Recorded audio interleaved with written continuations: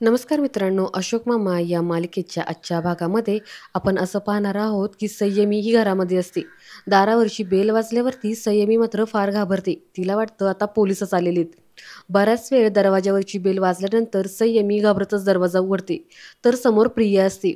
प्रियाला पाहता संयमी विचारते की प्रिया अगं तू बरी आहेस ना? तुला पोलिसांनी काही केलं तर नाही ना? तर प्रिया मात्र फार चिडलेली असते. ती तिला मोठ्यानेच म्हणते की शट अप असं म्हणत ती आतमध्ये येते.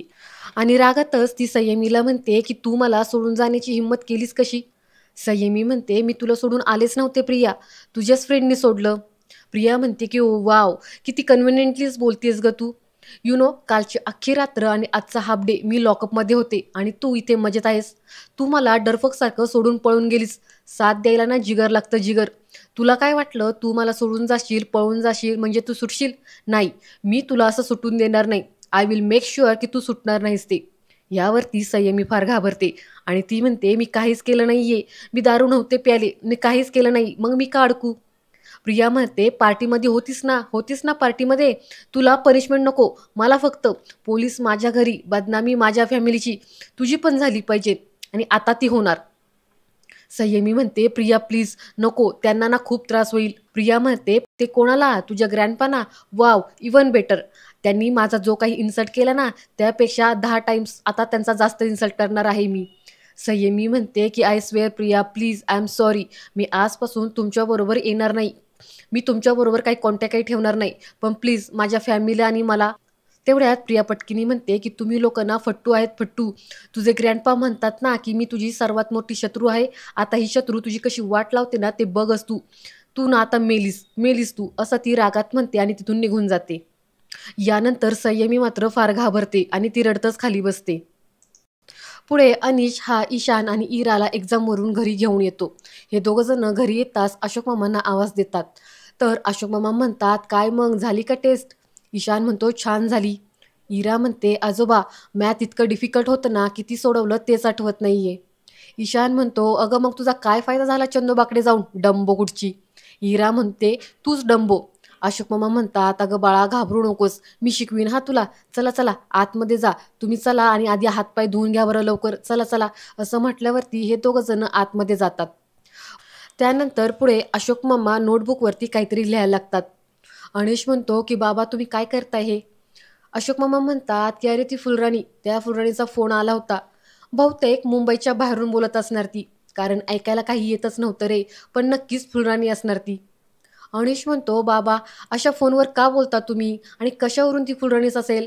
अहो उगाच काहीतरी पर्सनल डिटेल द्याल आणि मोठा घोटाळा होऊन बसेल. अशोक मामा म्हणतात हा चल, एवढं कळतं हा मला. अनिश म्हणतो बाबा तुम्ही परत फुलराणीला बोलवलं तर भैरवी? अशोक मामा म्हणतात अरे भैरवी ऑफिसमध्ये असणार दिवसभर, तिला काय फरक पडणार आहे?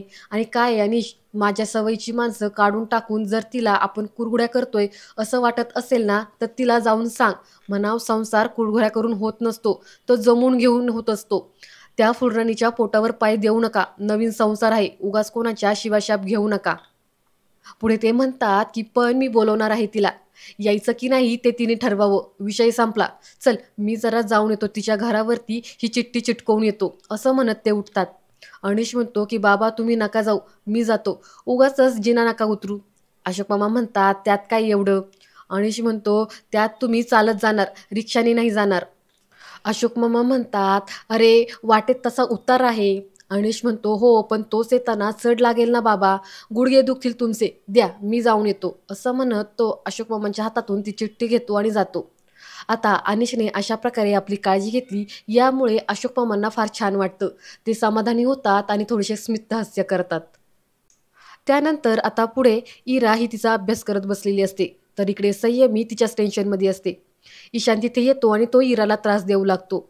इरा मोठ्यानेच म्हणते की ताई हा मला मारतोय. ईशान म्हणतो इरा, आता जर असं बोललीस ना तर जोरात फाईट देईन हा, मग रडत बसशील. इरा म्हणते नाही रडणार, आता मी स्ट्रॉंग झाली आहे. ईशान म्हणतो कशी? तर इरा म्हणते जेव्हा मी मीना आजीकडे गेले होते ना, तिने मला खूप साऱ्या पालेभाज्या खायला दिल्यात आणि त्यामुळे मला खूप ताकद मिळाली आहे. हो ना ग ताई? यावरती संयमी मात्र काहीच बोलत नाही. ईशान म्हणतो ए यार चल पकवू नको ना, चल खेळायला जाऊ गुपचूप. इरा म्हणते मी वाचते. तर ईशान म्हणतो ए इरा काय बोर होतंय ग, एक्झाम होती ना त्यावेळेस निदान अभ्यासात वेळ तरी जायचा. इरा म्हणते की आला मोठा, तू जस काय खूपच अभ्यास करत होता, मोबाईलवरती गेम खेळत असशील. हो ना ग संयमी ताई. यावरती संयमी मात्र काहीच बोलत नाही, ती तिच्या टेन्शनमध्येच असते. इरा उठते आणि ती संयमी जवळ जाऊन बसते आणि म्हणते, ताई मी इकडे आलेलं तुला आवडलं नाहीये का ग? संयमी म्हणते, तू असं का बोलतेस बाळा? इरा म्हणते की मग तू शांत शांत का बसलेली आहेस, माझ्यासोबत का बोलत नाहीयेस? ईशान म्हणतो, जाऊ दे ना इरा, मॅडमचं काहीतरी दुसरा प्लॅन असणार आहे पार्टीचा. त्या दिवशी तर तुला माहिती आहे का, परत एकदा आजोबांना न सांगता पार्टीला गेलेल्या मॅडम. इरा म्हणते, ताई प्लीज असं नको ना करत जाऊ. संयमी म्हणते की इरा, तू आता लेक्चर देऊ नकोस मला. ईशान म्हणतो, माझ्याकडे एक आयडिया आहे, आपण तिघे जाऊया पार्टीला. इरा म्हणते, ईशान डंबो, अरे आपल्या दोघांना तिकडे कशी एंट्री मिळणार आहे? आपण मोठे झालो ना की आजोबांना नीट विचारून जाऊया, ठीक आहे? ईशान म्हणतो, अगं इरा, आपण भैरवी माऊला विचारूया ना, मग जाऊया बिंदास, आजोबांना काय विचारायचंय त्यात? तर संयमी मात्र प्रिया जे काही बोलली त्या गोष्टीचा विचार करतच बसलेली असते. त्यानंतर इकडे अनिश हा फुलराणीच्या घरी येतो. फुलराणीला एकदा फोन ट्राय करतो आणि स्वतःच म्हणतो की ह्या फुलराणीचा फोन सुद्धा लागत नाहीये. पुढे तो अशोक मामाने दिलेली चिठ्ठी तिच्या घराच्या वरती लावतो. तेवढ्यात तिथे फुलराणीचा नवरा परशुराम येतो आणि तो अनिशला आवाज देतो की अनिश साहेब. अनिश पाहतो आणि म्हणतो की फुलराणी कुठे आहे आणि कधी येणार आहे? परशुराम म्हणतो, फुलराणी केव्हा येणार आहे आणि कधी येणार आहे की नाही ते मला काहीच माहीत नाही साहेब. अनिश म्हणतो, का? परशुराम म्हणतो, साहेब फुलराणी घर सोडून तिच्या गावी गेलेली. त्यानंतर आता सीन चेंज होतो. इकडे अशोक मामा हे भाजी निवडत असतात. तिथे ईशान आणि इरा हे दोघ जण येतात. ईशान म्हणतो, आजोबा आजोबा पटकन काहीतरी करा ना, मला भूक लागली. अशोक मामा म्हणतात, तुझं पोट आहे का टाकी आहे रे, सारखे सारखे भूक कशी लागते रे तुला? इरा म्हणते, काही नाही आजोबा, तुम्ही किचनमध्ये गेला ना की याला भूक लागते, डंबो कुठचा. ईशान पण तिला चिडवायला लागतो की तू डंबो कुठची. तेवढ्यात तिथे भैरवी येते. ती वैतागलेलीच असते. ती रागातच सोफ्यावरती बसत म्हणते की उद्योग नाहीये दुसरा कोणाला. अशोक मामा म्हणतात की आता काय झालं तुला? भैरवी म्हणते, कुणीतरी मूर्खाने माझ्या गाडीला डेंट पाडलाय. यावरती इरा ईशान हसायला लागतात.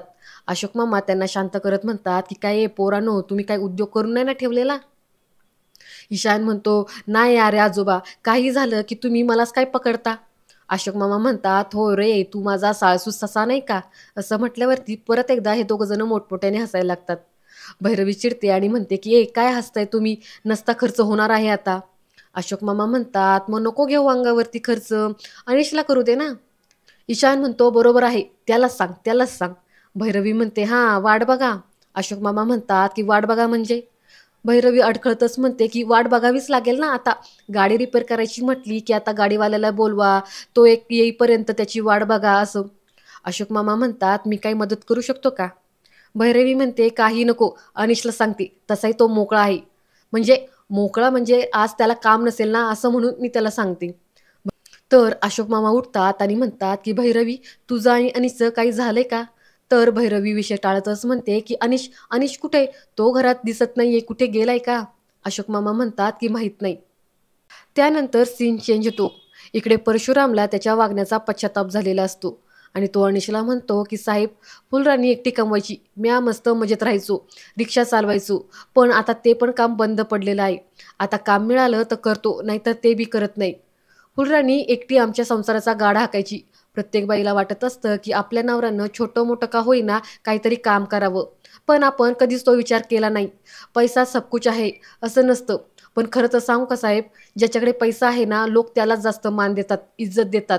पण आपलं चुकलं, आपलं चुकलं साहेब. आता आपण ठरवलं आहे, आता आपण मेहनत करणार, कष्ट करणार, इमानदारीनं पैसा कमावणार. आत्तापर्यंत स्वतःसाठी जगलो, पण इथून पुढे आता आपल्या घरच्यांच्या माणसासाठी जगायचं आहे. आता हे असं परशुरामचं बोलणं ऐकल्यावरती अनिशसुद्धा थोडा भावुक होतो आणि त्यालासुद्धा जबाबदारीची जाणीव होते. त्यालासुद्धा वाटायला लागतं की आता आपण सुद्धा आपल्या घरातल्या माणसासाठी जगायला हवं, त्यांची जबाबदारी घ्यायला हवी. तेवढ्यात त्याला चंदनरावचा फोन येतो. अनिश फोन रिसीव्ह करत म्हणतो की हा चंदन काका बोला ना, ठीक आहे मी येतो, असं म्हणत तो फोन कट करतो. पुढे तो परशुरामला म्हणतो की फुलराणी परत आली ना की सांगशील, तिला घरी येऊन जा असं म्हणाव, बाबा वाट बघतात असं म्हणत तो तिथून निघून जातो. त्यानंतर आता आपण असं पाहतो की भैरवी ही तिच्या ऑफिसचं काम करत बसलेली असते. अशोक मामा तिच्या जवळ येतात आणि म्हणतात की भैरवी, ती पालक बटाट्याची भाजी चालेल ना तुला? भैरवी म्हणते की तुम्हाला जे झेपल ते करा, माझ्याकडे काही ऑप्शन आहे का दुसरा? अशोक मामा म्हणतात की तू नेहमी वागण्यातच काय शिरते ग, कमाल आहे तुझी पण. तेवढ्यात दारावरची बेल वाजते. अशोक मामा दरवाजा उघडतात. तर आता सोसायटीमधील सगळे लोक आलेली असतात आणि ते भसकेने घरात घुसतात. देसाई म्हणतात की जरा बोलायचं होतं. अशोक मामा म्हणतात जरा बोलायला मला वेळ नाही अजिबात. तोरणे म्हणतात मग जास्त बोलूया चला. अशोक मामा म्हणतात की नाही, जास्त बोलायला तर अजिबात वेळ नाहीये, मला जेवण करायचंय. तर जनार्दन म्हणतात की घरकाम करणाऱ्या बायकांना पण यांचा स्वभाव झेपला नाही वाटतं. अशोक मामा म्हणतात स्वभावाला काय औषध नसतं, नाहीतर मी सारखं बोलून सुद्धा तुम्ही परत परत आला नसता असं. देसाई म्हणतात की हे बघा, महत्वाचं बोलायचे, रिडेव्हलपमेंटबद्दल बोलायचे, चला चला लवकर चला. नंतर तुम्ही म्हणाल की मेसेज आला नाही. जनार्दन म्हणतात आणि आम्ही पर्सनल बोलवायला आलोय तुम्हाला. कसं आहे, तुम्हाला सर्क्युलर पाठवलं ना की तुमची पोरं विमान बनवून उडवतात ना ती. देसाई म्हणतात की हे बघा, आता तुम्ही आमच्याबरोबर चालाच. 10-10 वेळा मीटिंग करायला आमच्याकडे वेळ नाहीये. अशोक मामा म्हणतात तुम्ही चला, मी आलोच मागून. पुढे सोसायटीतील सगळेजण जातात. अशोक मामा मागे येतात आणि भैरवीला म्हणतात की हे भैरवी, मला एक महत्वाची मीटिंग आहे, मी जरा जाऊन येतो. ओके, मी इथे पालक कापून ठेवलेला आहे, बटाटे उकडून ठेवलेले आहेत, तू करशील ना सगळं. भैरवी म्हणते मी सगळा स्वयंपाक करते हा. अशोक मामा म्हणतात आणि ते तुझं काय कॉन कॉन आहे त्याचं काय. भैरवी म्हणते ते करेन मी मॅनेज. अशोक मामा म्हणतात काय अट्टास आहे ना तुझा, मी हे पण करणार मी ते पण करणार. भैरवी म्हणते अट्टाच नाहीये, कॉन्फिडन्स आहे, घर सांभाळायचं चॅलेंज उगाचच नाही घेतलेलं मी बाबा. अशोक मामा म्हणतात की म्हणजे आज बहुतेक पोळी कात्रीने कापून खावी लागणार असं दिसतंय. भैरवी म्हणते की हे बघा, तुम्ही आता उगाचच माझा अपमान करू नका. अशोक मामा म्हणतात बरोबर मी जातो. असं म्हणत अशोक मामा आता मिटिंगला जातात. आता सोसायटीच्या हॉलमध्ये सर्वांची इथे मीटिंग भरलेली असते. ईश्वर काका पण आलेले असतात. देसाई म्हणतात की माझगावकर, आपली बिल्डिंग अजून मोठी होईल. मोठा आवर, स्विमिंग पूल, स्वतंत्र पार्किंग, गार्डन, अहो जिम सुद्धा होणार आहे. बिल्डर आपल्याला हे सगळं देणार आहे. सातपुते म्हणतात की माझगावकर, नीट विचार करा, आता तुमची नातवंड मोठी होणार आहेत. तोरणे म्हणतात की हो ना, आता त्यांना स्वतंत्र आणि मोठ्या रूम मिळतील. जर मोठी जागा मिळणार असेल तर तुम्हाला काय प्रॉब्लेम आहे हो. तर अशोक मामा म्हणतात की मोठी म्हणजे किती मोठी. जनार्दन म्हणतात की अहो 1 BHK वाल्यांना 2 BHK आणि 2 BHK वाल्यांना 3 BHK देणार आहेत. ईश्वर काका म्हणतात की कोण देणार आहे, म्हणजे कसं देणार आहे, कोणी लिहून वगैरे दिलंय का. देसाई म्हणतात की अहो बिल्डरकडे जाण्याआधी सगळ्या सोसायटी मेंबरची परवानगी नको का. सातपुते म्हणतात की अहो म्हणूनच तर तुम्हाला रिक्वेस्ट करतोय आम्ही, तुम्ही फक्त हो म्हणा. अशोक मामा म्हणतात मी हो कशाला म्हणायचे ते कळलं तर मी हो म्हणेल ना. यावरती ईश्वर काका थोडे हसतात. जनार्दन म्हणतात की हे बघा माझगावकर, एरवी तुमच्या नातवंडांचे उद्योग आम्ही सहन करतो की नाही. अहो मग हो म्हणा ना, तुम्ही रिडेव्हलपमेंटसाठी हो म्हणून टाका. काय आहे, तो बिल्डर आहे ना, तो फ्रीमध्ये प्रत्येकाला दाराबाहेर शूज रॅकेट सुद्धा देणार आहे. असं म्हटल्यावरती ईश्वर काका म्हणतात की शी. अशोक मामा म्हणतात शी नाही, शूज रॅकेट देणारे. ईश्वर काका म्हणतात याला काय अर्थ आहे का. अशोक मामा म्हणतात की अजिबात अर्थ नाहीये, उगाचच मूर्खासारखं काय बोलताय. अहो त्या बिल्डरच्या बोलण्याला बळी पडू नका आणि तुमचं हे रिले डेव्हलपमेंट आहे ना ते आपण नंतर बघू. असं म्हणत अशोक मामा थोडेसे कुठतात. सगळ्यांना वाटतं अशोक मामा निघून चालेत. सगळेजण ओरडायला लागतात की ओ. अशोक मामा म्हणतात मी जात नाहीये, जरा खुर्ची नीट केली असं म्हणत ते पुन्हा बसतात. आता हे देशमुख म्हणतात, आता मला ह्यांचं आडनाव कळालं की ह्यांचं आडनाव देशमुखी. ते म्हणतात की माझगावकर साहेब, तुम्ही सगळ्याच गोष्टींना असं नंतर ढकलू नका हो. अशोक मामा म्हणतात मी कुठली गोष्ट नंतर ढकललेली आहे. तोरणे म्हणतात की देशमुख, एक मिनटं, हे बघा, रिडेव्हलपमेंटवरती ना आपण चर्चा नंतर करू, पण सालाबादप्रमाणे जे आपण सत्यनारायणाची पूजा करतो ना त्या विषयावरती आधी बोलूया. अशोक मामा म्हणतात की हे काय नवीन. देसाई म्हणतात की अहो नवीन काय आहे, दरवर्षी आपण आपल्या सोसायटीत सत्यनारायणची पूजा घालतो की नाही, फक्त यावर्षी थाटात करायची आहे. आणि आम्ही बघा, आम्ही ना अनिशसोबत बोललेलो आहोत. आता तुमच्या सुनेला सांगा ना जरा मंडप वगैरे घालायला, होऊन जाऊ द्या थोडा खर्च. अशोक मामा म्हणतात की हे काय, ती काय कुबेर आहे का, म्हणे होऊ द्या थोडा खर्च. असं म्हणून अशोक मामा थोडे हसायला लागतात. जनार्दन म्हणतात काय आहे, सोसायटीचा फंडमध्ये ना पुरेसे पैसे नाही येत हो, म्हणून सांगितलं. अशोक मामा म्हणतात मग थाटात करायची काय गरज आहे. हे बघा, मुळात म्हणजे एवढा खर्च करायची काही गरज नाहीये, साधेपणातच गंमत आहे. देव काय तुम्हाला विचारत नाही की माझ्यासाठी कसा आणि केवढा खर्च केलात ते. हे बघा, साधेपणानेच पूजा करायला पाहिजे, उगाचच भपका नको, शिस्त म्हणजे शिस्त. असं म्हणत ते ईश्वर काकांना म्हणतात चल रे. पुढे ईश्वर काका आणि अशोक मामा तिथून निघून जातात. जनार्दन म्हणतात की या माझगावकरांनी तर सगळ्या प्लॅनची मातीच करून टाकली. देसाई हसतच म्हणतात की तेच पाहिजे नव्हतं मला. आता त्यांची सून नक्की हो म्हणणार, सासऱ्याला विरोध करायचा म्हणून. यावरती सगळेजण बरोबर आहे, बरोबर आहे असं म्हणतात. त्यानंतर आता अनिश हा भैरवीच्या आईवडिलांना भेटायला आलेला असतो. चंदनराव म्हणतात की आम्हाला माहिती आहे भैरवीचे घरकामाला बाई शोधण्यासाठी काय काय प्रयत्न सुरू आहेत ते. तर अनिश म्हणतो तुम्हाला कसं माहिती? चंदनराव म्हणतात अरे मुलांचे आदनमधनं आमचे फोन होत असतात, त्यांच्याकडून कळालं की तिचे काय काय प्रयोग चालले आहेत ते. तेवढ्या तिथे मीना डब्बा घेऊन येते आणि ती म्हणते की तुमच्या सगळ्यांचीच रोज खाण्याची आबाळ होती, घरातलं सगळं स्तव्य निघून गेलेलं आहे. अनिश म्हणतो नाही असं काही झालेलं नाहीये. मीना म्हणते की अनिश ताकाला जाऊन भांड कशाला लपवतोयस, एक माझं हा डब्बा घे. अनिश म्हणतो नाही खरंच नको, त्याची काही गरज नाहीये, आम्ही मॅनेज करू. चंदनराव म्हणतात की बाळा अण्णाला असं नाही म्हणू नये, आम्हाला तुमची काळजी नाहीये असं वाटतं का? हे बघ तुम्ही घाईघाईत असं आम्हाला न सांगता लग्न केलं ना, याचा आम्हाला राग आहेच.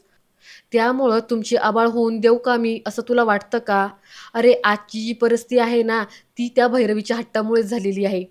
अनिश म्हणतो कसला हट्ट? हे बघा लग्न आम्ही दोघांनी केले, त्यामुळं तिला एकटीला दोष देऊ नका. चंदनराव म्हणतात की अनिश हे डोक्यावरचे केस उगाचच पांढरे झालेले नाहीयेत, जे काही आहे ना ते सगळं झालेलं आहे ना ते भैरवीच्या हट्टामुळं झालेलं आहे, तिच्या आग्रहामुळं झाले, हे आम्हाला माहिती आहे. अनिश म्हणतो चला येतो मी. मी ना परत अनिशला म्हणते की अनिश ऐक, जरा हा डबा घेऊन जा. अनिश मात्र तो डब्बा घ्यायला तयारच नसतो. मी ना त्याला खूप फोर्स करते. शेवटी तो डब्बा घेतो आणि म्हणतो थँक्स. सध्या जी सिच्युएशन चालू आहे ना ती थोडी विचित्र आहे, पण सगळं काही व्यवस्थित व्हावं हाच भैरवीचा प्रयत्न सुरू आहे. म्हणजे दोघांच्या भांडणात दोन्ही माणसं जर बरोबर असतील ना तर सगळंच विचित्र होऊन जातं आणि खूप मोठा प्रॉब्लेम होतो. आणि हाच प्रॉब्लेम आता आमच्या घरी चालू आहे. भैरवी कधी कधी ॲग्रेसिव्ह होते मला माहिती आहे, पण मला खात्री आहे तिचं इंटेन्शन नेहमीच करेक्ट असतं. चला येतो मी असं म्हणत अनिश तिथून जातो. मीना म्हणते वाईटातून चांगलं घडतं म्हणतात ना, ते हेच. खरंच आपल्या भैरवीला खूप समजूतदार नवरा मिळालाय. आता फक्त तिच्या वागण्यामुळं दोघांमध्ये दुरावा येऊ नये हीच इच्छा आहे. आणि आजचा भाग इथेच संपतो. पुढील भाग पाहण्यासाठी चॅनलला सबस्क्राईब करा. धन्यवाद.